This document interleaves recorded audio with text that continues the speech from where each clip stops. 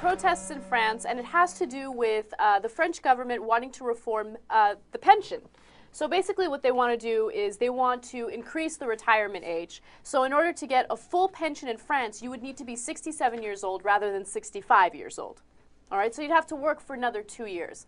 What I love about this story is the people in France are not having it. Yeah. They're like, screw you, government. We are going on strike. We are going to protest, and you are not going to mess with our pensions. And it's not like the United Steelworkers are going on strike, or the mine workers, or bus drivers, or baseball players. Mm-hmm. It's like France. Yeah, seriously. Like everyone's like, yeah, no.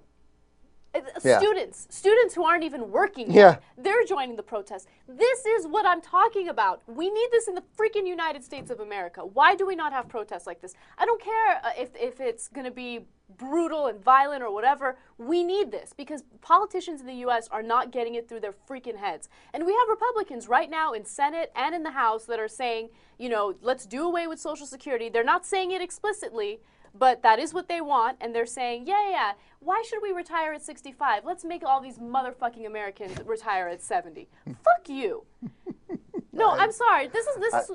I love this story, and I know people are going to get at me, and they're going to say, look, these protests get violent, people get hurt. Obviously, I understand that, but that's what democracy is all about. It's about fighting for your rights, going out there.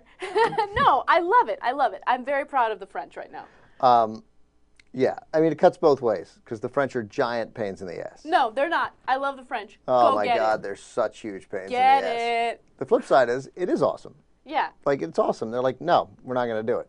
No. Yes. Now, there's a giant global economic crisis. Mm-hmm. This seems to be perhaps a way to solve part of it. Mm-hmm. But, I mean, it's like everybody makes fun of the French because they don't work that hard. And like you said, they're like homeless people who are joining the strike. Right? I mean, the students, they're not even working. They're just like, hey, I don't have to go to class then tomorrow.